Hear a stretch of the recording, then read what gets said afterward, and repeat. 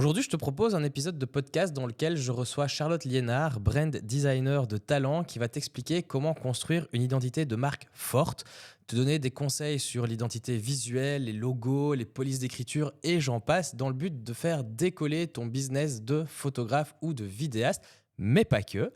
Si tu désires écouter le podcast, il est disponible via toutes les plateformes d'écoute classiques. Le lien se trouve justement en description de la vidéo. Et si le format justement podcast vidéo te plaît, n'hésite pas à me le dire en commentaire. L'épisode commence juste après ça. On va commencer par des petites questions en fait pour apprendre un petit peu à te connaître et surtout à connaître ton métier. Parce que voilà, normalement ici on a beaucoup de créatifs de l'image, à savoir photographes, vidéastes, etc. Mais on n'a pas encore eu de brand designer. Donc du coup, voilà, on va un petit peu savoir ce que tu fais et comment ça se passe. Justement, c'est quoi en fait être brand designer ? Alors du coup, c'est du graphisme spécialisé en création d'identité de marque. Ok. Alors si tu devais décrire ton style de brand designer en 3 mots. Alors, assez minimaliste, coloré et... c'est compliqué. Tu peux faire 2 mots si tu veux. Hein. Minimaliste et coloré, hein, si tu... Ouais, on va en rester là. On va rester là sur 2 mots, minimaliste et coloré. Si tu pouvais avoir un client de rêve, ce serait qui le client de rêve ? Il ressemblerait à quoi ? Ce serait quoi ta prestation idéale en fait, avec le client idéal ? Alors, j'ai pas vraiment de métier type pour le client, c'est plus une façon de fonctionner. Donc, en général, les clients pour l'instant à qui ça s'est très bien passé sont plutôt des petits indépendants comme moi. J'ai pas envie de bosser avec des grosses entreprises. Et c'est surtout au niveau des valeurs de travail. J'aime beaucoup parler avec mon client, beaucoup d'échanges, avoir les valeurs de partage, de sympathie, tout ce qui va faire que la collaboration en elle-même va bien se passer, plutôt que le projet en lui-même. Ça, j'ai pas trop de critères. Après, tout ce qui touche à la nature, au bien-être, à la créativité me plaît beaucoup. Donc un photographe ou un vidéaste qui viendrait justement te demander une identité de marque, ça te correspondrait parfaitement aussi. Ça collerait au Voilà. profil. Parce qu'il y a de la créativité, parce que c'est un petit indépendant aussi. C'est ça. Ok, parfait. Alors, justement, en fait, donc, les gens qui viennent chez toi viennent pour se créer une identité de marque assez forte. Est-ce que tu pourrais expliquer c'est quoi une identité de marque ? Alors, l'identité de marque, c'est la façon dont ta marque ou ton entreprise va être perçue par le public extérieur. Donc, ça comprend ce qu'on voit en premier lieu, donc l'identité visuelle, donc tout ce qui est logo, couleurs, choix des typographies, choix des photos, et tout ce qu'il y a comme travail en amont sur le côté stratégique. Donc, savoir quel client tu veux cibler, savoir quelles valeurs tu veux véhiculer, quelles émotions tu veux transmettre à ton audience, tout ce genre de trucs. Et alors, pourquoi en fait est-ce que c'est important pour un photographe, un vidéaste, un créatif de l'image d'avoir une identité de marque assez forte ? Pour se différencier déjà, et pour renvoyer une image professionnelle, principalement. Et comment est-ce qu'on pourrait reconnaître, en gros, c'est quoi une bonne identité de marque ? Parce qu'au final, la photographie, c'est quand même un milieu qui est assez concurrentiel, il y en a beaucoup. Comment est-ce qu'on pourrait, en tant que photographe, grâce à notre identité de marque, pouvoir tirer un petit peu notre épingle du jeu ? Donc, ce qui est une bonne identité visuelle ? Oui. Une bonne identité de marque, ça serait celle qui, déjà, attire le client cible et qui est cohérente sur tous les supports de communication. Donc, que ce soit sur les réseaux sociaux, sur les supports imprimés, sur ta signature email, tes cartes de visite. Pour moi, le côté cohérent est très important et renvoie une image professionnelle. Donc du coup, par exemple, de venir chez toi en disant « Voilà, moi je veux simplement un logo », au final, ça n'a pas de sens. Non, et je refuse les clients qui me demandent ça. Ou alors j'essaie de les convaincre très très fort qu'ils ont besoin de plus qu'un logo. Parce qu'au final, ce qu'on va voir, c'est plus... La palette de couleurs, pour moi, est très très importante. Le choix des typographies peut dire beaucoup aussi et peut jouer sur la lisibilité des supports, donc sur la crédibilité du message à passer. Et le logo, je peux pas dire qu'il est secondaire, mais c'est un peu la cerise sur le gâteau. Et il faut aussi avoir des déclinaisons du logo, justement pour que ça soit adapté à tous les supports. par exemple en photo de profil sur Insta ou Facebook. C'est toujours mieux d'avoir une petite version ronde, un peu façon tampon ou icône, parce que le logo un peu allongé avec tout le gros texte ne sera pas forcément adapté. Et alors, pourquoi en fait est-ce que c'est important de passer du temps à se construire une identité de marque? Et pourquoi en fait est-ce qu'il faudrait faire appel aussi à quelqu'un dont c'est le métier de créer l'identité de marque? Alors, faire appel à quelqu'un dont c'est le métier, je pense que ça permet un gain de temps et d'argent aussi, même si c'est un investissement financier sur le moment. Je pense que ça évite de faire des allers-retours incessants sur « Ah non, en fait, finalement, cette couleur-là, je vais la changer » ou tous les 2 mois « Non, finalement, mon logo ne me plaît plus », etc. Ça nous fait perdre en crédibilité et ça peut faire passer des clients potentiels à la trappe. Alors que justement, en ayant le travail professionnel derrière, je pense qu'au moins on est fixé directement, même si c'est un investissement. Et ça nous permet de prendre confiance aussi en notre travail et se développer plus rapidement. Est-ce que l'identité de marque qu'on va se créer ou que quelqu'un va nous créer, est-ce que ça doit absolument nous correspondre à nous ou plutôt correspondre aux clients? Je veux dire, est-ce que l'identité de marque doit absolument nous ressembler ou peut être totalement à l'inverse de la personne qu'on est? Alors pour moi, si c'est complètement à l'inverse, c'est qu'il y a un petit souci. Mais effectivement, elle doit parler en premier lieu aux clients qu'on cible. Ça, je pense que c'est un truc qui n'est pas évident non plus pour les photographes. On se dit, voilà, nous, on veut absolument faire ça, ça, ça, donc ça doit ressembler à ça, le logo doit ressembler à ça, sans en fait passer par le biais du client. Et donc, est-ce que là, tu me coupes si je me trompe, est-ce que la première étape de toute façon de tout business, c'est pas justement de d'abord établir un client cible fort pour ensuite pouvoir passer à l'identité de marque, etc. Oui, c'est ça. Donc en gros, une des étapes primordiales de la stratégie de marque, c'est de créer un persona, donc une image du client idéal. Et ça va au-delà de il s'appelle Jean, il a 32 ans et il est boulanger. Il faut savoir sur quel canal de communication il aime se documenter, ce dont il a besoin à l'instant T, quelles sont ses problématiques, comment toi tu peux répondre à ces problématiques, quel type de contenu il consomme pour savoir sur quel ton de communication lui parler. Tout ce genre de petits détails. En fait, il faut vraiment que ça devienne ton meilleur ami imaginaire et que tu le connaisses par cœur, quoi. C'est ça, je pense qu'au début, enfin, moi, quand je me suis lancé, etc., j'ai essayé un peu de me créer un univers et tout ça, mais je me centrais beaucoup sur moi. C'était un univers qui devait d'abord me plaire avant de penser justement à ce client, à ce problème, etc. Et en fait, c'est peut-être pas la bonne manière de réfléchir au final au problème, s'il faudrait un peu le tourner dans une autre manière, en fait, dans un autre sens. C'est ça. Après, il faut quand même, pour moi, que ton identité de marque te plaise. Sinon, tu auras beaucoup de mal à te l'approprier, à la mettre en œuvre sur ta création de contenu. Est-ce que tu as déjà eu des gens qui sont venus te créer une identité de marque, mais vraiment pour un public cible où l'identité de marque ne leur plaisait pas du tout? Non. Non, voilà. Pour moi, ça n'a pas de sens. Donc il faut quand même toujours Un un petit peu des deux et trouver l'équilibre qui est juste là-dedans. Quels seraient les conseils que tu pourrais donner à des photographes, des vidéastes, des créatifs de l'image, etc., qui voudraient se créer une identité de marque? Donc, soit faire appel à un professionnel, soit s'ils n'ont pas le budget ou que ce n'est pas la priorité pour l'instant, commencer de façon très très simple. Donc déjà, se poser la question de quel public ils veulent attirer, quelle valeur ils veulent véhiculer, et ne pas chercher à partir dans les complications, à créer un logo avec des dessins dans tous les sens, juste une typographie très simple et une palette de couleurs bien choisie, donc avec peut-être 4-5 couleurs maximum. Donc une neutre pour les fonds, une plus foncée pour les textes, une couleur intermédiaire et une ou deux couleurs un peu plus vives pour les couleurs d'accent, comme j'appelle. Ça suffit amplement. Alors c'est quoi les couleurs d'accent, justement?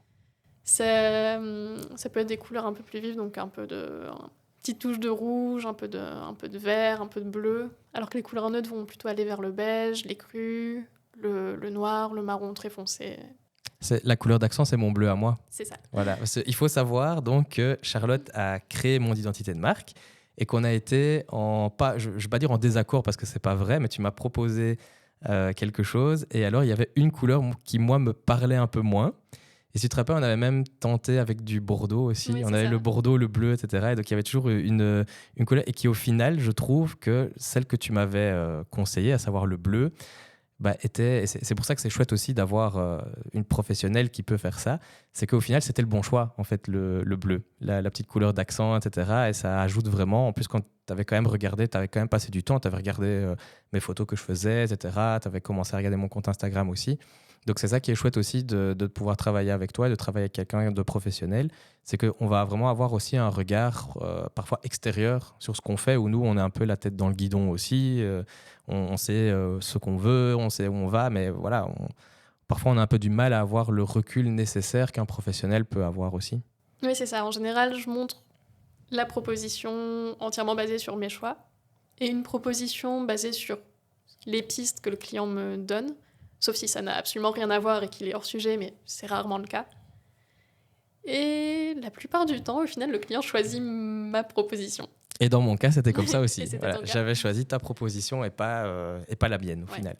Et au final, je suis super content parce que ça me correspond bien et ça correspond bien à l'image que j'ai envie de renvoyer et ça correspond bien à la marque au final que tu as créée en partenariat au final parce que ça reste quand même un échange que tu as créé pour moi en fait. C'est ça. C'est magnifique. Hein. Quand tu parlais justement des couleurs, est-ce que tu as des conseils par rapport justement au choix d'une couleur? Parce qu'on sait que les couleurs vont renvoyer différentes émotions, différents messages. Bon, on ne va pas dire ça aux photographes, etc. Ils savent de quoi on parle. Mais pour justement une marque, certaines couleurs ont parfois certains codes. Est-ce que tu peux en parler un petit peu plus, de savoir un peu, par exemple, ici, je me rappelle que tu m'avais expliqué que la couleur orange, c'était la couleur de la créativité. C'est pour ça que j'ai choisi les petits câbles orange pour les casques, etc. Est-ce que tu peux parler un petit peu comme ça de qu'est-ce qu'il faut regarder un peu pour le choix des couleurs? Alors, on peut se renseigner sur la psychologie des couleurs, effectivement, même si on ne doit pas être entièrement lié à ça. Par exemple, le bleu, ça est souvent associé au calme, à la sérénité, mais tout va dépendre de la nuance aussi. Donc un bleu clair, effectivement, va être associé au calme. Un bleu turquoise pétant va plus être associé à, peut-être pas à une émotion du coup, mais à un univers marin, aquatique, ce genre de choses. Donc pareil pour le orange, tu t'en parlais, c'est aussi une couleur extrêmement dynamique, mais c'est une couleur qui ne plaît pas à tout le monde. Donc il ne faut pas mettre du orange partout si tu as une activité créative, sous prétexte que c'est la couleur de créativité, si elle ne te plaît pas du tout. Ou si tu penses que ton client cible ne va pas du tout l'aimer. J'ai une cliente qui a refusé comme ça une couleur ocre, un peu moutarde, qui allait très bien dans son concept, mais elle m'a dit « je pense que les gens n'aiment pas cette couleur ». Et elle pensait que ça ne correspondrait pas à sa cible. Et tu prends par exemple cet exemple-là que des couleurs peuvent vraiment correspondre à certaines cibles, etc. C'est pour ça qu'on retrouve aussi parfois, par exemple, je prends les réseaux sociaux, c'est fort bleu. Facebook, c'est bleu, LinkedIn, c'est bleu, etc. Et, par exemple, on a Instagram, peut-être qu'ils ont voulu sortir du lot en mettant un truc un peu orange, orange-rouge, etc. Mauve. Donc c'est ça que parfois, avoir des couleurs qui peuvent attirer l'attention et montrer qu'on est différent, c'est parfois sympa aussi. Oui, c'est ça, ça peut aider à sortir du lot. Après, tu prends l'exemple de LinkedIn, le bleu, c'est aussi associé au côté très corporate et très sérieux, en fait, de LinkedIn, alors qu'Instagram se veut un peu plus fun ou très axé sur l'image, etc. Donc, Est-ce que le bleu, c'est pas aussi un peu la couleur de la noblesse? Je crois qu'il n'y a pas de ça. pour moi, la noblesse, c'est plus le pourpre. Le pourpre, pardon. Mais après, ça dépend peut-être aussi des cultures et des époques. Parce que ça, et si on veut, par exemple, on imagine qu'on est un photographe qui veut se lancer dans du luxe, par exemple. Peut-être qu'à ce moment-là, la couleur noble, pourpre, etc., peut être un bon choix parce qu'elle va parler justement à sa cible. Oui, c'est ça. Moi, j'irais vers des couleurs plus foncées, plus luxueuses, sans tomber dans le noir pur. Plutôt prendre un brun très foncé ou un bleu nuit plutôt qu'un noir pur, qui peut être très massif, quoi.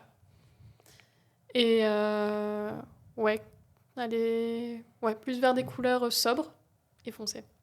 Et en termes de typographie, parce que là, moi, c'est vraiment, au final, quand on est photographe, vidéaste et tout ça, les couleurs, bah, on connaît quand même un petit peu. Après, pas spécialement la psychologie des couleurs qu'il y a derrière, etc., que le bleu, etc. Mais au niveau des typographies, moi, personnellement, j'y connaissais absolument rien. À part que le comics en MS, c'était pas cool. Mais à part ça, voilà, j'avais vraiment aucune. Est-ce que tu peux justement aiguiller comme ça et donner des conseils pour un choix de typographie qui peut être intéressant? Déjà, combien de typographies est-ce qu'il faut? Alors, minimum 2, maximum 3. Donc, il y a, on va dire, 3 grandes familles de typographie, même s'il y a des sous-familles, mais je vais pas faire un petit cours de typographie là tout de suite. Donc, en gros, il y a les typographies sérif. Donc, la plus connue, ça va être Times New Roman, où en fait, il y a comme des petites pattes sur le haut des lettres, ou le bas. Donc ça va donner un côté plus classique et plus... pas plus sérieux, mais... comment dire? Plus rigide, plus strict, plus... Un peu plus... un peu plus strict, oui. Très traditionnel, on va dire. À l'inverse, il y a les typographies sans sérif. Donc, par exemple, Montserrat, où il n'y a pas de petits empattements. Donc ça, c'est un côté beaucoup plus moderne, beaucoup plus dynamique. Après, elles facilitent moins la lecture que les typographies avec sérif. Et les typographies manuscrites. Donc là, qui ne sont pas du tout adaptées pour des longs textes, mais plus pour des petites signatures ou pour mettre un petit mot pour le côté plus personnel. Et ouais, c'est en fonction de l'image qu'on veut renvoyer. Quelqu'un qui voudra renvoyer une image plus moderne va choisir une typographie sans sérif comme typographie principale. Si je me rappelle bien, donc toi, tu avais sélectionné pour moi la Montserrat. Donc ça veut dire qu'en fait, j'ai un côté moderne. C'était pour le corps de texte, parce que je pense que ta typographie principale du logo était avec sérif, justement pour un côté plus authentique. C'est Antique Didone. Ouais. Si je me rappelle bien, c'est Antique Didone. Parce que du coup, il fallait quand même un côté authentique qu'on avait identifié dans la stratégie de marque. Oui, justement, j'avais choisi le côté empattement. Après, pour le reste, oui, il faut quand même du dynamisme et de la modernité. Donc du coup, on peut quand même mêler plusieurs types de police, etc. On peut mélanger, quoi. On peut les mélanger. Moi, je fais très souvent le mélange des deux. J'associe très peu 2 fois une typographie sérif avec une autre. Ok. Est-ce que tu as d'autres conseils pour la création d'une identité de marque? Restez simple. C'est le conseil principal que je pourrais donner au début, si on décide de faire son identité soi-même en tout cas. Si justement on parle donc de créer une identité soi-même, etc., est-ce que c'est intéressant pour toi de déjà créer quelque chose et puis de passer par un professionnel, ou de vraiment aller chez un professionnel où on sait rien du tout, on n'a vraiment aucune idée? Les deux sont bons. Après, pour moi, si on a déjà créé quelque chose en amont et qu'on va chez un professionnel par la suite, il faut accepter la critique négative potentielle. Il faut accepter que le professionnel va peut-être te demander d'accepter de changer, en fait, tout simplement. Après, des fois, on retravaille juste sur cette base-là en changeant, par exemple, les couleurs ou en changeant un petit élément du logo pour le rendre plus personnel. Ça dépend de la qualité du travail de base. Est-ce que tu pourrais nous faire un petit peu une checklist de tout ce qu'il faudrait avoir pour avoir une identité de marque vraiment complète? Donc, tu as parlé de couleurs, tu as parlé de police d'écriture. Il y a quoi d'autre? Alors, donc ça, c'est pour l'identité visuelle. Donc, effectivement, couleur, typographie. Le logo, avec au moins 2 déclinaisons pour pouvoir s'adapter à tous les supports. Éventuellement, des petits pictogrammes, des motifs pour donner un peu plus de personnalité. Et une sélection d'images. Donc, que ce soit des images issues d'une banque d'images libre de droit ou des photos réalisées par un photographe professionnel. Ça s'applique peut-être moins au milieu de photographes et vidéastes, parce que... Mais généralement, on met nos photos. C'est ça, voilà, c'est le portfolio. Mais pour d'autres personnes, oui, se crée une imagerie. Donc ça, c'est pour le côté visuel. Et pour le côté stratégie en amont, du coup, connaître son audience cible, savoir quelle valeur véhiculer. Le ton de communication, donc savoir si tu vas tutoyer la personne, si tu vas avoir un langage plus familier ou plus soutenu. En quelle langue tu vas communiquer aussi. En Belgique, ça peut être assez adapté de savoir si tu vas communiquer en français, en néerlandais, en anglais pour éviter les conflits. Et ça, j'ai des connaissances photographes qui ont fait justement leur site en anglais pour Ouais. éviter justement ce biais-là. Je pense aussi, par exemple, à tous les photographes qui voudraient faire du destination wedding ou de l'elopement, etc. C'est vrai que là, ce serait une bonne idée parfois de mettre son site en anglais ou dans la langue pour laquelle on voudrait attirer les mariés, en fait. Ouais, c'est ça. Et pour moi, ça fait partie de la stratégie de communication. Parce que je pense même aussi parfois de la manière dont on commence un email. Si on arrive en disant bonjour, ou alors en disant salut, ou alors en disant hello, ou en disant coucou, déjà, en fait, juste ce premier mot-là, au final, il va dire un petit peu le ton avec lequel on va prendre les mariés, les clients, les prospects, etc. Et parfois, ça peut en dire beaucoup aussi sur juste en un mot. C'est ça que c'est parfois intéressant de travailler avec un professionnel pour se créer une identité de marque, parce que en un mot, on peut vraiment avoir une vision de nous qui va déjà être préconçue, en fait. Oui, c'est ça, où tu peux avoir une phrase un peu catchy, tu vois, qui devient ta signature. Moi, par exemple, sur tous mes posts Instagram, quand j'essaie de vendre mes prestations, à la fin, c'est on discute de ton projet autour d'un café. C'est toujours la phrase que tu vas retrouver sur mon compte, parce que justement, je veux mettre en avant le fait que je rencontre mes clients en face, autour d'une boisson chaude, de façon un peu informelle. Enfin, Donc c'est ça que ce qui est important aussi dans l'identité de marque, c'est pas que avoir du visuel en fait. C'est pas que le logo, c'est pas que des polices d'écriture où on a toujours tendance à se dire ah j'ai créé mon identité de marque, je vais faire un beau logo, un beau truc et c'est un peu le visuel attire directement les gens parce que c'est plus sympa de travailler sur ah je vais me faire un beau logo etc que de travailler sur comment je vais signer mes mails. c'est ça. Mais après, les deux Sont super importants. sont liés parce que tu auras beau avoir une belle vitrine, si on prend l'exemple d'un magasin, tu as une vitrine hyper attrayante, mais tu rentres dans le magasin, la vendeuse est antipathique au possible. Il y a une odeur forte, un peu dérangeante, les vêtements ne sont pas rangés, t'as pas envie de rester. Même si la vitrine était très jolie. C'est un peu pareil en identité de marque. Tu auras beau avoir un visuel très joli, si derrière la stratégie n'a pas été peaufinée, ça ne servira pas à grand chose. Je prends parfois même l'exemple des vêtements. Est-ce qu'on doit aller au point où nos vêtements doivent correspondre à notre identité de marque, à ce qu'on veut faire Parce que je prends l'exemple de photographe et photographe de mariage aussi, on fait souvent des rendez-vous.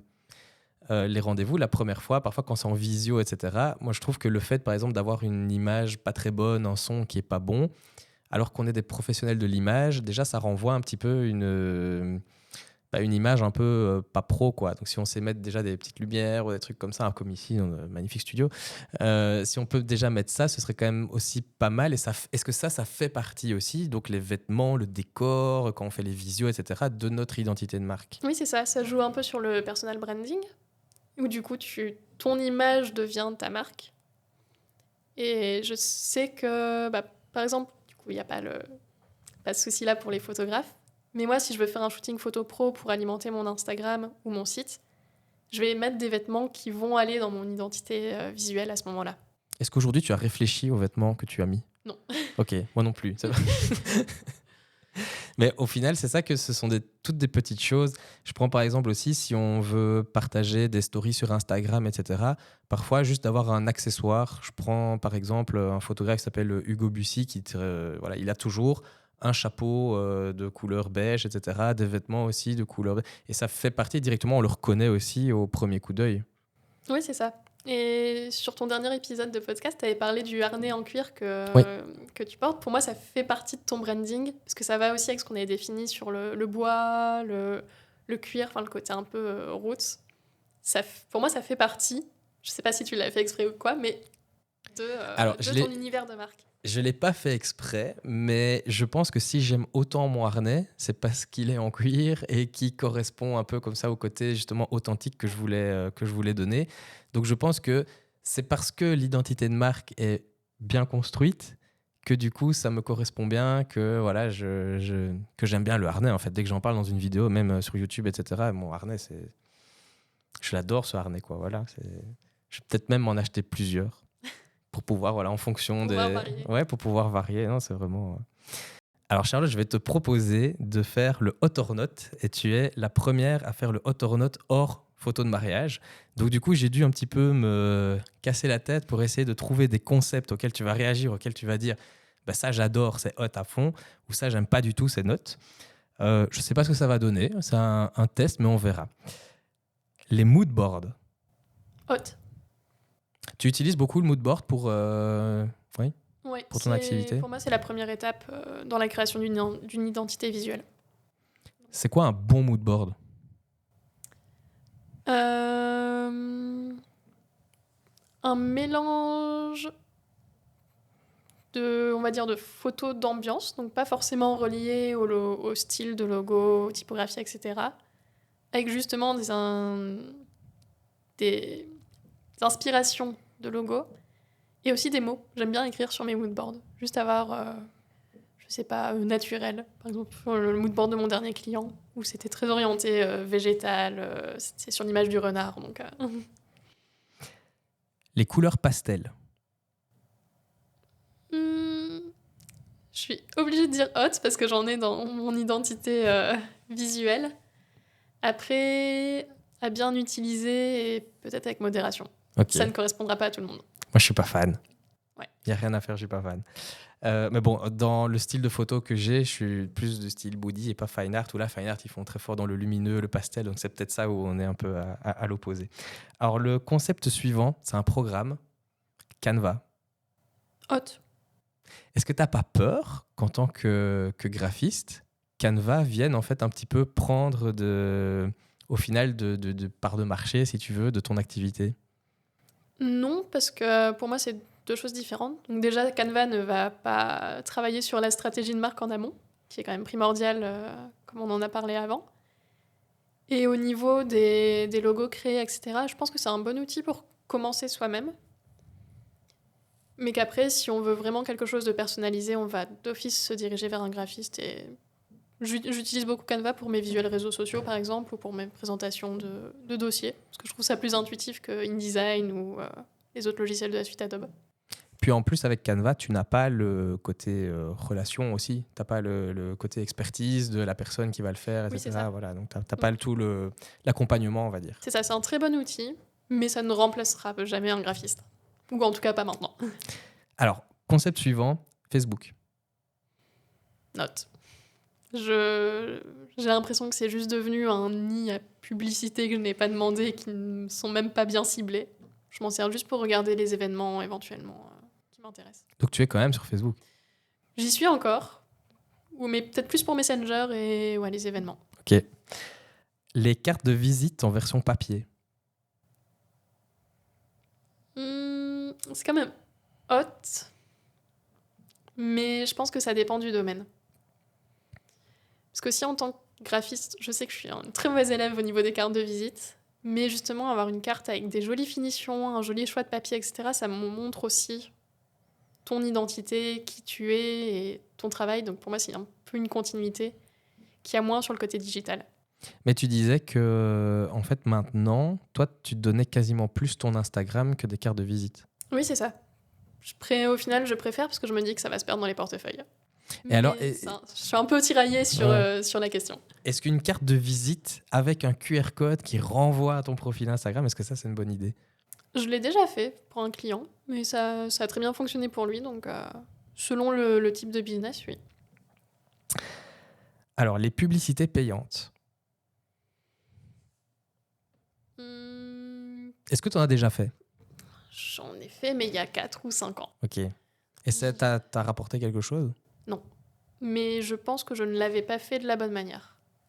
Parce que je n'avais pas vraiment étudié ma cible à ce moment-là. C'était quand je faisais de l'architecture d'intérieur, qui est mon diplôme d'origine. Et juste pas assez étudié. J'avais pas aucune stratégie marketing derrière, donc je pense que ça peut être hot s'il y a une vraie stratégie, mais que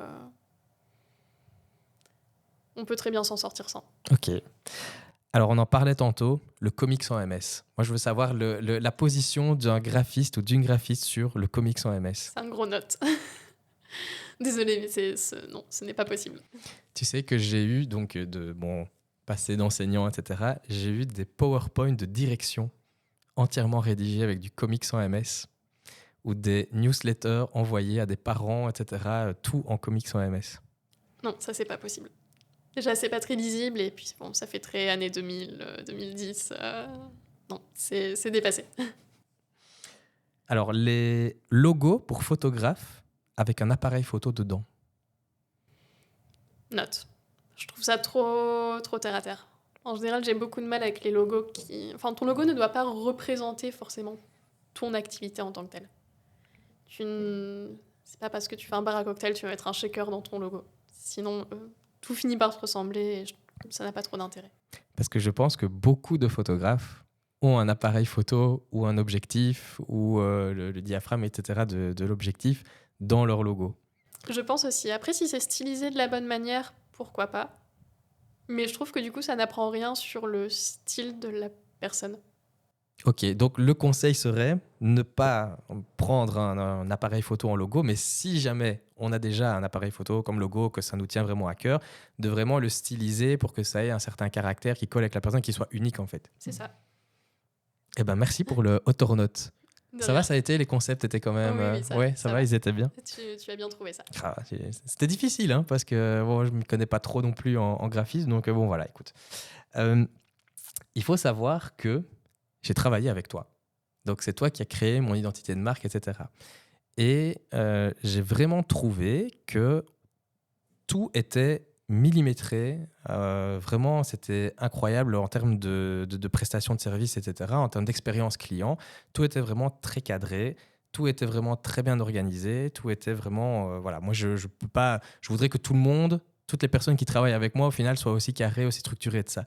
Est-ce que tu peux nous expliquer justement comment est-ce que tu as préparé ta prestation, comment tu l'as pensée en fait?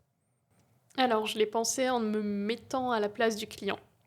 Donc, dès le départ, en me disant, moi, en tant que cliente, j'ai envie d'être accompagnée de A à Z, d'être guidée, pas de n'avoir rien à penser, mais quasiment. J'ai suivi des formations pour ça.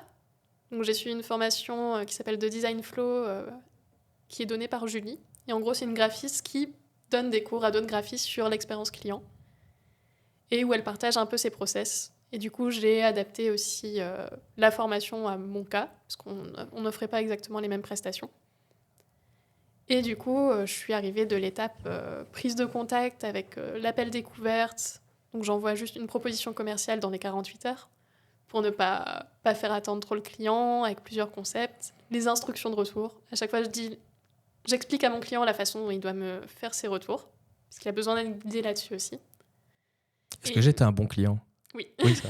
Oui, parce que c'était très carré et je savais que les échéances allaient être respectées, il n'y a pas de souci. Et en fait, au fur et à mesure de la collaboration, je crée en amont un planning. Donc, on utilise Asana, qui est un outil collaboratif où on peut partager le planning. Et en fait, chaque tâche est assignée à une personne, à une date précise. Et on peut voir l'avancée du projet. Et au moins, ça permet de tout centraliser et de ne pas avoir un message sur Insta, un SMS, un appel, un message WhatsApp, un mail qui se perdent. Et on arrive à rien retrouver. Moi, j'ai adoré en tout cas utiliser Asana. Franchement, je trouvais que c'était vraiment très très clair. Et alors de voir déjà les échéances. Enfin voilà, moi je trouve que vraiment ton expérience client en général, et c'est ça que j'ai envie de dire aussi à tous les photographes qui sont là, parce que moi j'ai fait identiquement la même chose aussi. Je me suis dit voilà, en fait, à partir du moment où on arrive sur mon site internet et où on me contacte, qu'est-ce qui se passe? Et alors j'ai vraiment rédigé chaque mail, chaque appel, chaque communication, chaque échange que j'avais, et pour vraiment que tout soit le plus simple possible, où j'ai utilisé Photo Studio, qui est un CRM aussi, qui est quand même pas mal pour les photographes, où vraiment tout est centralisé, et j'ai fait des templates déjà où j'avais juste qu'à modifier pour vraiment que tout soit bien organisé. Tu m'as inspiré par rapport à ça. Oui, c'est ça, je fonctionne vraiment avec des templates où je sais qu'à telle étape de la collaboration, je dois envoyer tel mail. Donc, je personnalise un petit peu à chaque fois, évidemment, mais pareil pour les documents de présentation. J'ai mes templates déjà tout faits qui correspondent à mon identité visuelle. Donc, avec le guide stratégique que tu vas recevoir, avec la charte graphique, tout ça, c'est des templates déjà préfaits. Et ça roule, quoi, du coup. C'est carré. Mais c'est bien je trouve, se mettre à la place du client. Je pense qu'on ne le fait pas assez. Se mettre vraiment dans la place du client et se dire, voilà, comment est-ce que ce point-là, il peut être amélioré, il peut être beaucoup plus fluide aussi. Moi, par exemple, j'avais remarqué que la prise des rendez-vous, c'était toujours une galère, en fait, parce que c'était au final 3-4 échanges de mails, retour avec «Ah, vous avez quoi comme disponibilité? Ah, mais j'ai ça, j'ai ça, j'ai ça. Et vous avez quoi?» Et puis c'est ça. Et puis hop, tu reviens comme ça. Et de, par exemple, passer par Calendly. Moi, je me suis dit, voilà, là, il y a un problème, parce que parfois, c'est trop d'échanges de mails, ça prend trop de temps. Bah, passer par Calendly, hop. Et en fait, voilà, chaque fois, de chaque point de prestation, de vraiment se dire comment est-ce que ça, je peux l'améliorer pour que le client au final, ce soit juste smooth avec lui, quoi. Oui, c'est ça. Et c'est pour ça que je fais toujours un appel de clôture aussi à la fin de la collaboration et où je demande à mon client qu'est-ce que je pourrais améliorer. Ça, c'est bien aussi, parce que moi, je fais un...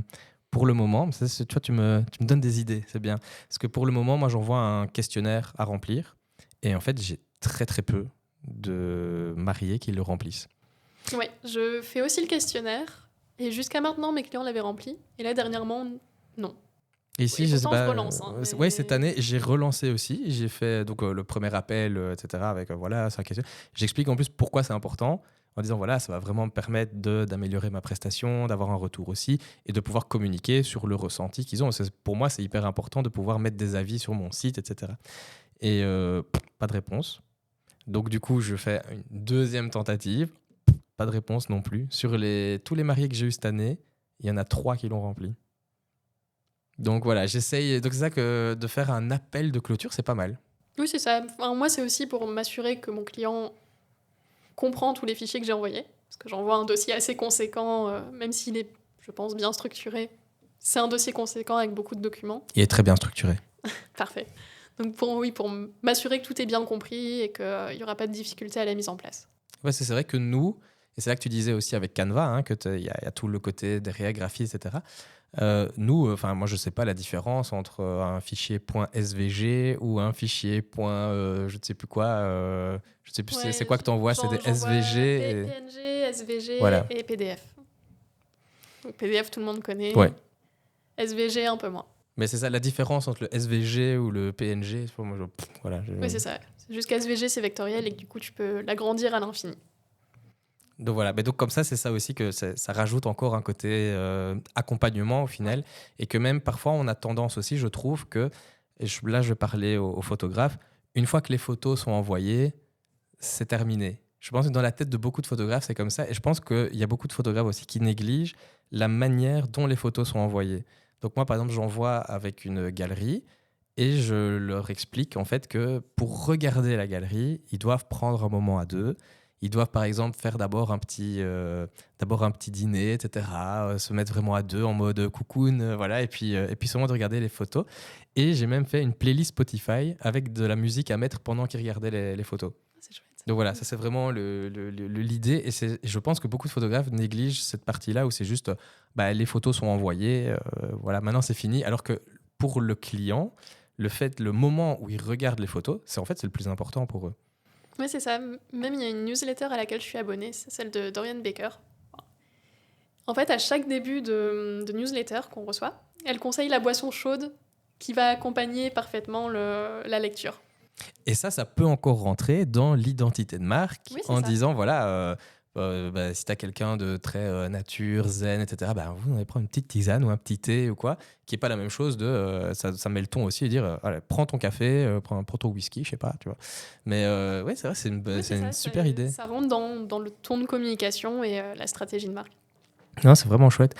Je trouve qu'au final, quand on te suit sur Instagram, d'ailleurs je mettrai dans la description de l'épisode tous les liens pour retrouver Charlotte, quand on te suit sur Instagram, je trouve que tu partages énormément de petits tips. Chaque fois, moi, le nombre de stories que j'ai qui sont enregistrées, en fait, de posts, de publications que tu mets, qui sont enregistrées pour plus tard, où je me dis, ça c'est quand même pas mal, etc. Est-ce que c'est important pour toi de partager aussi comme ça de l'éducation au final sur ton compte? Alors c'est important, mais c'est quelque chose que je pense moins faire qu'avant. Parce que on en parlait hors micro, où j'ai l'intention de lancer des formations cette année. Et je pense qu'il y aura un compte dédié à ça, et que du coup mon compte actuel sera plus un portfolio, où il y aura quand même des petits conseils, mais plus sur pour expliquer la façon dont je collabore. Il n'y aura plus quelles sont les grandes familles de typographie. Ça ira plus sur le compte dédié aux formations. Alors là, ça me vient une question. Est-ce qu'il faut, parce que ça c'est une question que je me pose beaucoup, est-ce qu'il faut vraiment différencier par compte Instagram ce que tu fais? Donc par exemple ici tu dis que tu vas lancer tes formations, que tu vas faire un autre compte au final pour la formation, etc. Pourquoi est-ce que tu peux pas enfin pourquoi est-ce que tu décides de différencier les deux? Pourquoi tu fais pas tout sur le même? Parce que pour moi, ça serait un public cible différent. Donc pour les formations, ça serait des gens qui n'ont pas forcément les moyens d'engager un graphiste ou qui préfèrent faire eux-mêmes leur identité visuelle et leur identité de marque de manière générale. Alors qu'en tant que graphiste, mon portfolio, je veux attirer des gens qui ont envie de m'embaucher pour collaborer avec moi, avoir mon style et que je crée de A à Z leur identité. Parce que C'est tu deux vois, cibles différentes. moi je suis vraiment très tiraillé avec ça et j'ai entendu de tout. Parce que donc tu sais que j'ai mon business de photographe, voilà, photographe mariage, etc. Mais j'ai aussi maintenant la chaîne YouTube où le public n'est pas le même. Parce qu'il y a un public qui est un public de mariés, etc., avec moi, un client cible, et un autre public avec les photographes qui suivent ça. Et moi, j'ai trouvé que avoir deux comptes, etc., c'est double boulot. Ouais, c'est Donc, chronophage. voilà, je voulais que tout soit mis sur un seul compte. Et j'ai un peu demandé l'avis comme ça, un peu à des gens qui faisaient aussi la même chose, en disant, tiens, vous faites quoi? Vous faites deux comptes? Vous faites deux trucs? Et j'ai vu de tout et j'ai eu plein de réponses différentes. En fait, j'ai eu des gens qui disent non, mais ça va, non, ça va pas, nanana. Et je me suis dit, je vais tout garder sur un seul parce qu'au final, pour les clients qui viennent me contacter, bah, ça me met aussi de la légitimité de dire, mais en fait, ce gars-là, il forme aussi d'autres, il donne des conseils, etc., à d'autres photographes de mariage. Voilà, c'est un peu ça l'idée. Je sais pas, Ouais. toi, tu le ferais pas. Je le ferai pas. Après, je pense quand même mettre un lien dans ma bio Insta vers le compte formation. Ou avoir une story à la une dédiée pour quand même que ça soit écrit quelque part sur le compte que je fais des formations aussi. Mais même d'un point de vue identité visuelle, pour les formations, ça sera quelque chose de plus dynamique, avec des couleurs un peu plus vives, des typographies plus modernes, alors que là, je suis dans des typographies assez classiques, des couleurs pastel et un vert foncé assez neutre. Donc, C'est ça, c'est vraiment parce qu'au final, c'est vrai que j'ai même créé, à partir de ce que tu m'avais créé, une autre identité visuelle et de marque, etc., pour la chaîne YouTube. Donc c'est vrai que ça m'embête ta réponse. Désolée, c'était pas le but. Mais... Non, mais au moins, comme ça, tu vois, j'ai l'avis d'une professionnelle de l'identité de marque et du branding, etc., ce qui est beaucoup plus intéressant que d'avoir le ressenti aussi parfois de... Enfin, les deux sont intéressants, mais je pense qu'il faut garder la tête froide pour un peu regarder tout ça et faire le tri dans ce qu'on peut nous dire comme info. Après, je sais que c'est un avis qui peut être controversé aussi. Tu pourras avoir d'autres brand designers qui vont te dire complètement l'inverse. Donc, pour moi, c'est vraiment au ressenti. Si tu as une cible différente, tu dois faire un compte différent. Parce qu'au final, ça demande beaucoup plus de boulot aussi, mais il faut en plus refaire grandir ce compte-là, etc. Enfin, c'est... Ouais. Et c'est pour ça, là, je pense alléger le contenu de mon compte Instagram actuel. Peut-être en limitant à 1 ou 2 posts par semaine maximum. Alors qu'avant, j'essayais d'être à 4 ou 5. Plus partager en story les coulisses. Alors que le compte formation va être alimenté tous les jours, quoi. Est-ce que tu as en tant que brand designer, etc., est-ce que tu as justement des stratégies comme ça pour... parce que bon, maintenant, Instagram, ça fait partie... au final, c'est un peu la carte de visite moderne, je pense. Est-ce que tu as justement... Est-ce que tu te fais des calendriers de planification, je suppose? Oui, j'en fais toujours. Et J'ai du mal à toujours à les respecter. Parce que des fois, il y a une collaboration client où j'ai envie de partager un petit truc en plein milieu du feed ou une actualité, j'ai envie de faire un post dessus et du coup, ça bouge un petit peu. Donc, je pense qu'il faut garder quand même une certaine flexibilité. Et des fois, je sous-estimé la charge de travail que ça prenait de faire les 4 posts par semaine. Et jusqu'au 15 du mois, tout allait bien. Et après, en fait, je n'avais pas eu le temps de les préparer en amont et je ne suivais plus du tout le rythme, quoi. Et est-ce que tu as justement un nombre comme ça? Tu dis que tu fais 4 posts par semaine. Pourquoi 4? Pourquoi pas 5, 6, 7? Pourquoi pas 3? Est-ce que c'est un chiffre que tu as réfléchi? Que tu sais que c'est ça qui apporte de la valeur ou que c'est ça qui fonctionne? C'était un peu en... J'avais testé plusieurs possibilités. Je m'étais rendu compte que 4, ça correspondait au nombre, au quota de postes éducatifs que je voulais faire par rapport au poste, on va dire, portfolio. et que ça générait assez d'engagement. Maintenant, là, ça faisait 3 mois que je n'avais pas posté sur Instagram parce que j'avais pris un boulot à mi-temps et que ce n'était clairement plus ma priorité. L'engagement, là, est revenu dès les premiers posts. Donc, je pense vraiment baisser la régularité, mettre quotidiennement en story. Quand même avoir une présence quotidienne, mais pour les posts...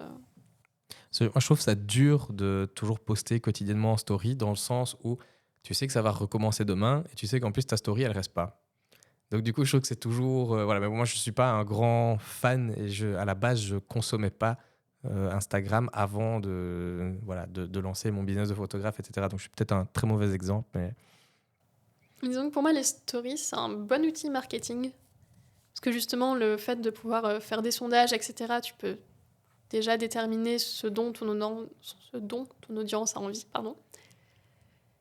et les amener vers le post du jour ou ton actualité, ta nouvelle newsletter qui est sortie, mettre le lien pour qu'ils s'abonnent, etc. Et je trouve que c'est un très bon outil d'engagement, beaucoup plus que les posts. Mais je trouve que chez toi, ça fonctionne bien parce que je pense que tu le réfléchis bien aussi, d'avoir des interactions. Oui. Je veux dire, moi, je vois beaucoup de stories et ça ne m'intéresse pas beaucoup. C'est, voilà ce que j'ai fait aujourd'hui, voilà ce machin, nanana. Alors parfois, oui, c'est chouette de savoir, ce photographe-là, il a fait ça, il est sur tel shoot, mais c'est toujours en fait que dans un sens où c'est, voici ce que j'ai fait. Et je trouve que ce qui est chouette aussi, par exemple, avec ton compte, c'est qu'il y a de l'interaction. Ou parfois, je me rappelle de stories où tu mets des inspirations, tu demandes laquelle est-ce que les gens préfèrent, etc. Et ça, c'est quand même des trucs qui sont pas mal aussi, je trouve, et qui sont faciles à faire pour des photographes ou des vidéastes. Par exemple, je monte une vidéo, voici 4 plans, lequel il est, voici les photos de préparatifs, laquelle vous aimez bien, et qui crée de l'engagement et qui crée aussi une certaine proximité avec la personne. C'est ça, et ce type de story, pour moi, était utile. Parce que je sais à quelle période je les faisais. Et en fait, c'était pour voir si j'avais toujours la même cible ou si j'atteignais bien ma cible. Parce que du coup, si les gens me répondaient complètement à côté, niveau inspiration, dans l'esthétique, je me disais que je n'attirais pas les bonnes personnes. Et que du coup, il fallait que je retravaille quelque chose. C'est super intéressant, ça, je trouve. De pouvoir utiliser effectivement les stories comme un outil marketing. En fait, je pense qu'il faut réfléchir un peu plus le contenu qu'on poste. Et de vraiment se dire, dans le contenu, est-ce que ce contenu-là, en fait, il va inspirer? Est-ce qu'il va divertir? Ou est-ce qu'il va éduquer? Et je crois qu'on en parlait aussi quand tu avais fait justement une formation, que tu avais très bien faite d'ailleurs. Donc, si un jour tu vends tes formations, je suis sûr que ce sera chouette. Et tu avais dit que chaque post sur Instagram devait vraiment être réfléchi en fonction de est-ce que ça éduque, est-ce que ça inspire ou est-ce que ça divertit. C'est ça. Et je pense que c'est important de refaire le point régulièrement en regardant les statistiques quels posts ont mieux fonctionné pour voir ce qui intéresse vraiment ton audience. Et donc, si par exemple on voit que les posts d'inspiration fonctionnent bien, de tout miser sur les posts d'inspiration. C'est ça. Ne pas faire que ça, Okay. mais renforcer peut-être un peu, faire 30% de plus de posts d'inspiration. Et à partir d'un certain moment, de refaire ce petit sondage, au final, de redemander à l'audience ce qui les intéresse pour pouvoir réajuster, quoi. C'est ça. Je trouve que c'est ça qui est chronophage aussi, c'est de toujours devoir réajuster, se remettre en question. Mais c'est ça qui est chouette aussi et qui fait que le métier d'entrepreneur est un métier qui vit et qui est très vivant. C'est ça, mais même pour l'identité de marque, je pense que c'est important. Moi, j'essaie de le faire une fois par an, de te poser et te demander, ok, est-ce que je suis toujours alignée avec ce que je transmets comme message? Est-ce que mon client cible a changé?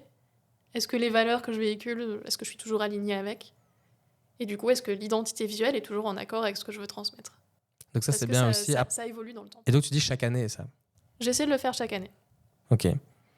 Donc c'est vrai que ce serait bien que tous les photographes se posent chaque année, en fin peut-être de saison de mariage, pour ceux qui font du mariage, et se disent, est-ce que ça me correspond encore? Est-ce que c'est la direction aussi avec laquelle je veux aller, etc. Oui, c'est ça, même dans le type de clients qu'ils ont pu avoir pendant les mois qui sont passés. Ok, super. Justement, on parle de la vie d'entrepreneur et la vie d'entrepreneuse. On dit entrepreneuse? Oui, on dit entrepreneuse ou entrepreneur avec un E. Ok, donc dans la vie d'entrepreneur avec un E ou d'entrepreneuse, qu'est-ce que tu retrouves comme point positif en fait de la vie d'entrepreneuse ou d'entrepreneur avec un E? Pour moi, le point primordial, c'est la liberté. Donc, je suis très très attachée au côté choisir mes horaires, me dire que je ne suis pas du tout du matin, en tout cas pour le travail. Le matin, je préfère aller faire mon running dans le parc et mes courses et organiser ma semaine. Et je deviens très productive en fin d'après-midi, début de soirée. Et me dire que je peux organiser ma journée comme ça, alors que dans un bureau, ça serait 9h, 17h, tu es là, tu fais ton boulot même si tu n'es pas productif. Pour moi, ça, c'est le point principal. Et le côté de pouvoir choisir mes clients. Parce que quand j'ai commencé, du coup, c'était en tant qu'architecte d'intérieur, mais j'acceptais tous les projets qui passaient, même si ça ne me correspondait pas, mais on va dire par peur de manquer d'argent ou de ne jamais avoir de clients. Maintenant, si un client ne me correspond pas, je préfère lui dire non. Aussi bien pour moi que pour lui. Je pense qu'il pourra trouver quelqu'un qui sera plus adapté que moi. Et moi, je me décharge d'une charge mentale un peu négative à me dire oh, j'ai vraiment pas envie de bosser sur ce projet, mais je lui ai dit que le 20 décembre, je dois lui fournir ça, donc je vais lui fournir ça parce que je suis sérieuse, mais je traîne les pieds, quoi. Moi, je trouve que le fait de pouvoir dire non, c'est un truc qui est totalement incroyable et qui change la vie. De pouvoir dire, bah, ça, en fait, j'ai pas envie, donc du coup, je le fais pas. Et ça, je trouve que dans le métier d'entrepreneur, alors après, il y a toujours des choses qu'on est obligé de faire, il y a Oui, toujours, bien voilà, sûr. et ça, voilà. Mais je trouve que de pouvoir dire, en fait, ce projet-là, il va à l'encontre de ce que j'ai envie, il va à l'encontre de mes valeurs, il va pas me faire du bien, eh ben, en fait, je dis non. Et ça, je trouve que c'est magnifique et que la vie, elle en est plus belle. Après, bon, voilà, il y a quand même encore et on va pouvoir parler justement de qu'est-ce que tu trouves comme difficulté dans le métier d'entrepreneur. Mais c'est vrai que le fait de pouvoir dire non, ben, ça enlève quand même. Et je trouve qu'on fait des choses qui sont plus en accord avec nos valeurs. Et là, on peut reparler d'identité de marque, etc. Mais qui vont vraiment dans le sens dans lequel on a envie que ce soit. Et justement, ben, c'est quoi pour toi les points négatifs du métier d'entrepreneur? L'insécurité financière, c'est le gros point.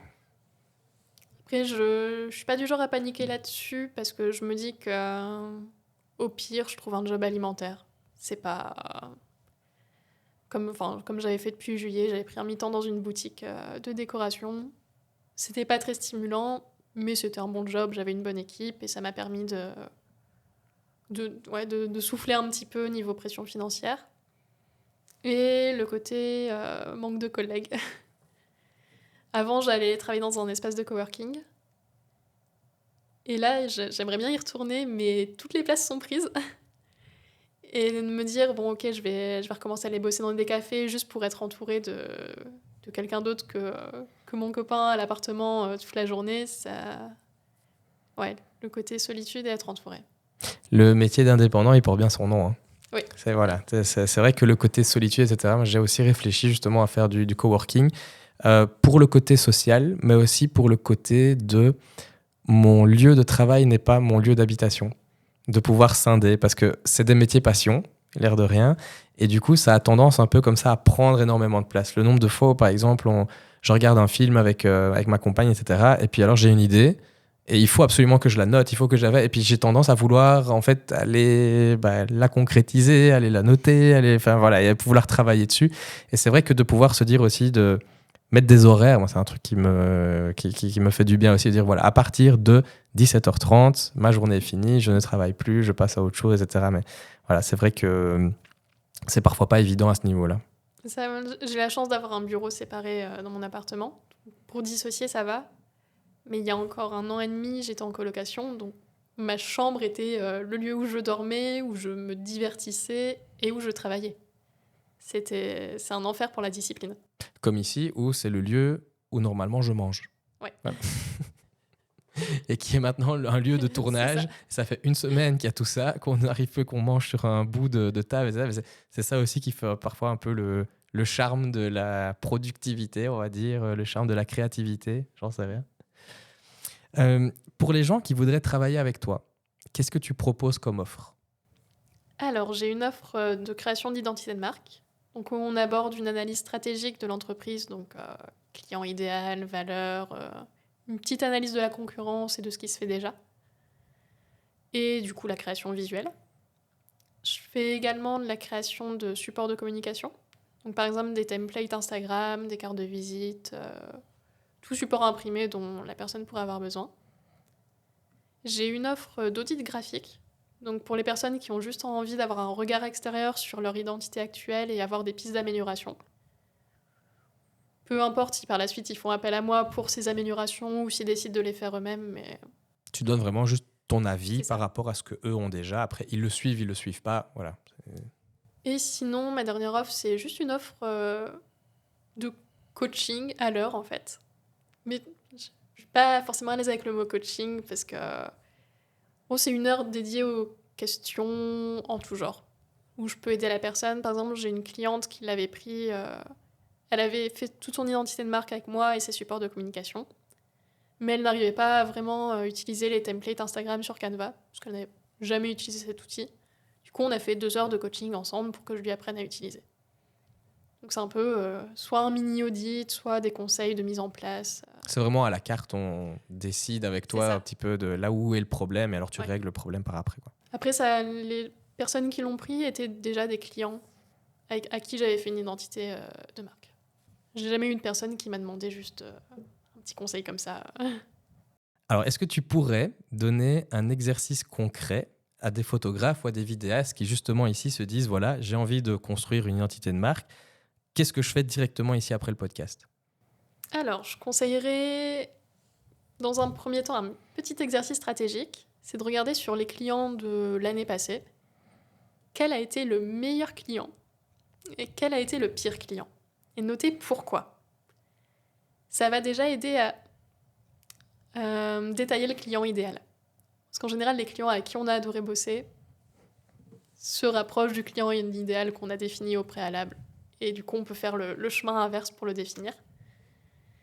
Et d'un point de vue visuel, prendre une photo et regarder les couleurs qui ressortent le plus. Canva fait ça très bien. Quand on charge une photo, après, on peut retirer une palette de couleurs. Je sais que Adobe Color photo. le fait aussi. Adobe Color le fait aussi. Parce que moi, je l'ai ça sur mon téléphone où on peut directement charger la photo et on voit la palette et on peut même encore choisir, on peut même bouger les petits points là. Donc ça, je sais qu'Adobe Color le fait. Moi, mon client idéal, il répond à mes enquêtes en fin de processus, en fin de prestation. Il répond. Alors, on va terminer par tes recommandations pour un peu apprendre à te connaître en tant que personne et pas en tant que brand designer.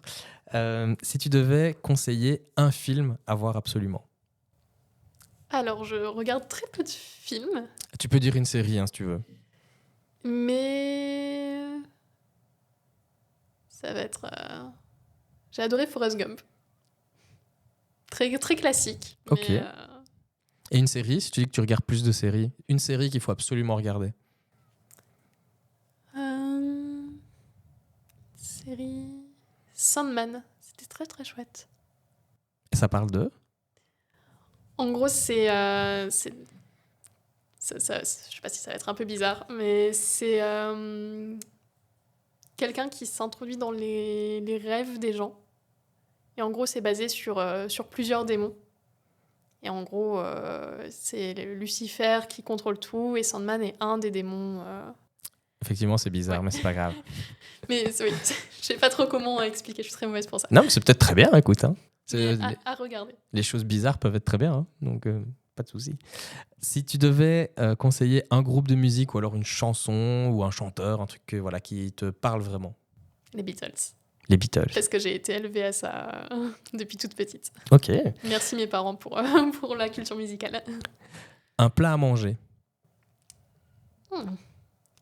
Alors j'adore manger, je change de plat préféré tous les jours, plus ou moins. Un risotto à la truffe. Ok. C'est très... Alors qu'est-ce que ça te dit sur ton identité de marque, un risotto à la truffe?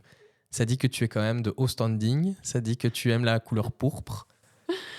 Ça ne dit rien du tout, à part que j'adore la truffe. Ok. Et qu'un risotto, quand il fait froid, c'est réconfortant. Si tu devais conseiller un lieu à visiter. J'ai adoré Copenhague. Autant niveau esthétique de la ville, que en fait, je trouve que les gens prennent vraiment le temps. Ils ne font qu'une seule chose à la fois. Quand j'avais été là-bas, j'avais vu personne en terrasse avec son téléphone. Ils boivent leur café, ils regardent les gens passer. C'est pas forcément une généralité pour tout le monde, forcément il y a des exceptions. Mais je trouvais que là-bas, les gens prenaient vraiment le temps de faire les choses et ça m'avait beaucoup plu. Et parce que donc tu es française, Ouais. qu'est-ce que tu penses de la Belgique? Beaucoup plus sympathique que la France. Et là, nous venons de perdre toute l'audience française qui est après à peu près 96% de l'audience vient de France. Voilà, désolé, nous sommes plus sympas en Belgique.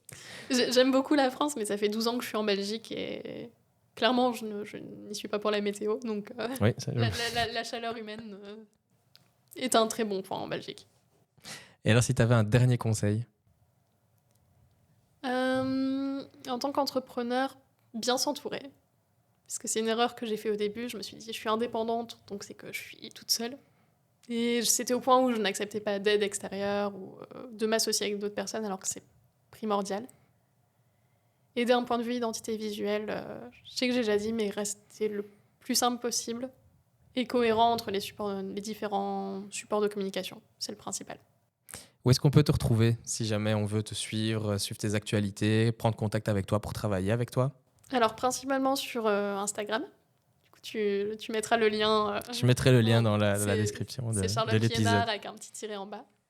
Et le site web va être en construction. Donc, ça sera charlotteliénard.com. Mais... Ok, bah quand il sera fait, je le rajouterai aussi Oui. à la description de l'épisode. Parce que j'en avais un, mais avant, je n'utilisais pas mon prénom et mon nom. Quand tu m'as connue, je pense que c'était Iris Studio. C'était Iris Créatif. Studio, tout à fait, ouais. Et en fait, je voulais plus me mettre en avant et que ça corresponde plus à ma personnalité. Donc, Ça, c'est intéressant aussi. Est-ce qu'il faut, ça a été encore une grande question quand je me suis lancé, est-ce qu'il faut prendre son nom, son prénom, etc. Ou est-ce qu'il faut pas, parce qu'on parle beaucoup de personal branding maintenant et tout ça, est-ce qu'il faut justement aller à fond sur le personal branding en disant les gens, ils me prennent moi et c'est Jonathan Douette, etc., Charlotte Liénard, ou alors est-ce qu'il faut justement se trouver un univers avec un nom, etc. je pense que ça dépend vraiment de ta personnalité. Au début, moi, quand j'avais pris Iris Studio Créatif, c'était dans l'idée de m'associer à d'autres personnes. Et je voulais pas que ces personnes se sentent mises en arrière si c'était derrière mon nom. Mais ce n'est plus d'actualité pour l'instant, donc je préfère être transparente et dire mon nom. C'est vrai que ça aussi, en fonction de ce qu'on veut faire comme entreprise au final. Si par exemple le but c'est de shooter des mariages tout seul ou par exemple d'avoir toute une équipe qui va shooter des mariages, parce que par exemple ici le Jonathan Douette photo, il y a personne d'autre qui peut le reprendre vu que c'est moi. Voilà. Par contre, si j'avais créé, par exemple ici on voit la chaîne YouTube To The Moon and Back, si je décide un jour de me retirer de To The Moon and Back, de mettre quelqu'un d'autre à la place, bah, il peut le reprendre. C'est ça. Donc ça dépend un peu de la vision sur le long terme au final qu'on peut avoir. C'est le côté formation que je veux lancer. Ça, il y aura un nom d'entreprise. Parce que je trouve ça plus adapté d'avoir un petit nom d'école, d'académie. Plutôt que mon nom où ça n'apporterait rien et ça ne dirait rien du projet. Ben merci beaucoup en tout cas Charlotte, merci d'avoir donné toutes ces infos-là.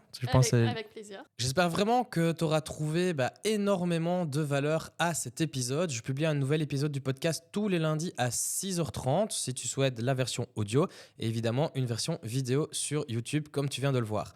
Si tu veux en savoir plus sur le client cible, tu peux regarder cette vidéo-ci, ou si tu veux savoir la seule chose qui t'empêche d'avoir des clients, tu peux regarder celle-là.